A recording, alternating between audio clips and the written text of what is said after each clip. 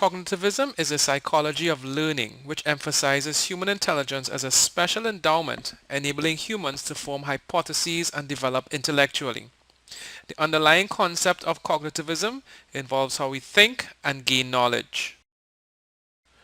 Cognitivism involves examining, learning, memory, problem-solving skills, and intelligence.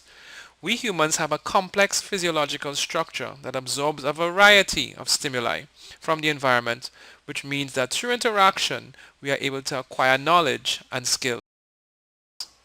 Attention is the first part of cognitive development, and by definition, it is a state of focused awareness on a subset of available perceptual information.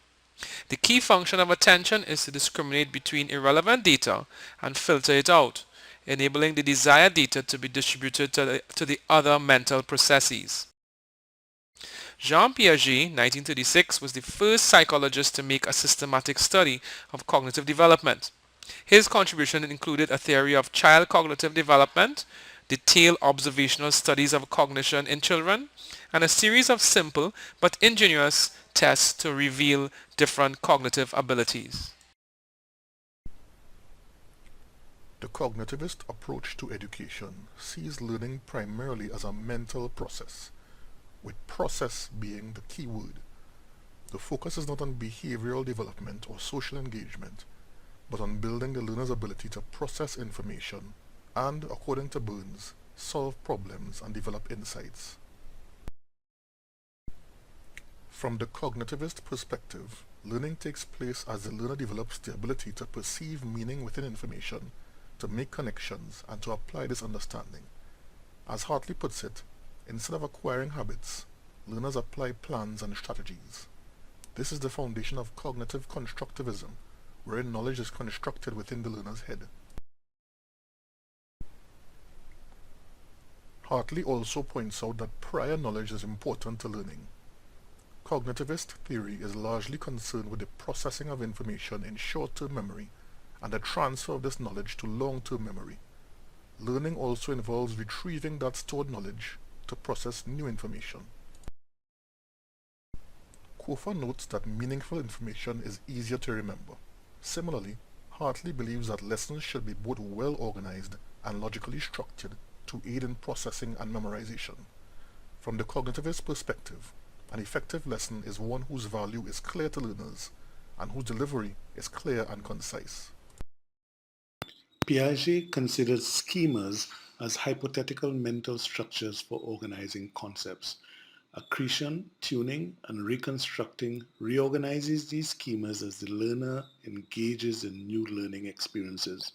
And when a learner is able to use the acquired knowledge in different contexts, then transfer of learning has occurred.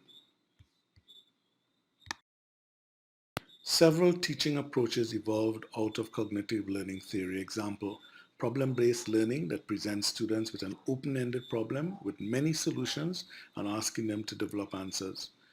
Discovery learning that encourages learners to discover principles by questioning, creating hypotheses, and doing research to develop conclusions. Rich classroom environments are needed to encourage students to explore and construct their own knowledge. Teaching should be tailored to the backgrounds of students. Instructional materials should include examples and demonstrations so students can develop mental models. Bridges should be built from prerequisite skills to the learning objectives. Present the material in an organized and structured manner. Develop new material from what is known. Recognize that students have limited attention span and short-term memory.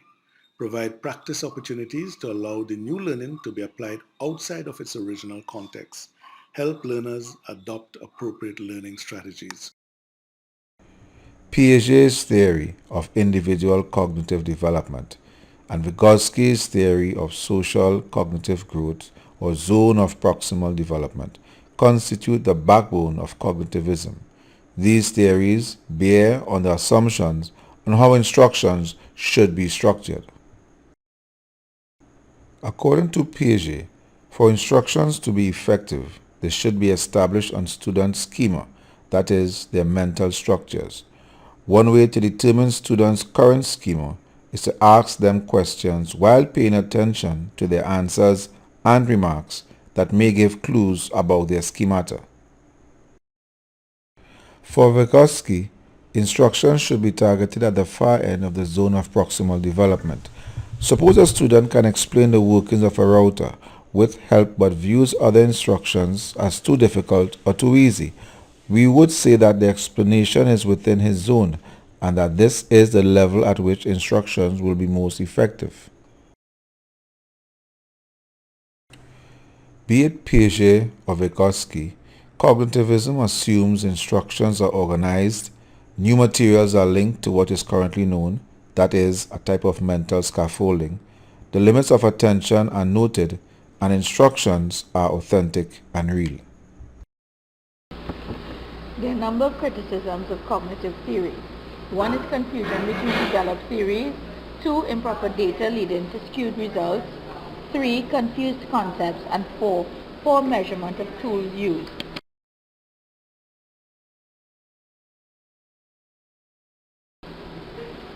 Confusion between theories can be seen where constructivism relies on learning as a fundamental principle, while Kelly's construct theory removes it.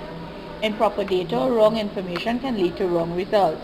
For example, the learning pyramid, which was accepted in educational writings, could not be verified by investigations. Confusions in concepts is illustrated by Bloom's taxonomy, which does not look at analysis within the learning structure, while Anderson and Croswell in 2001 used it as a basis for creating a new level of learning known as creation. Poor measurement of social interaction affects the theory. For example, a model who is superior may intimidate a subject rather than encourage. Disagreement may be used to encourage learning as well. However, it cannot be measured. These are just some of the criticisms of cognitive theory.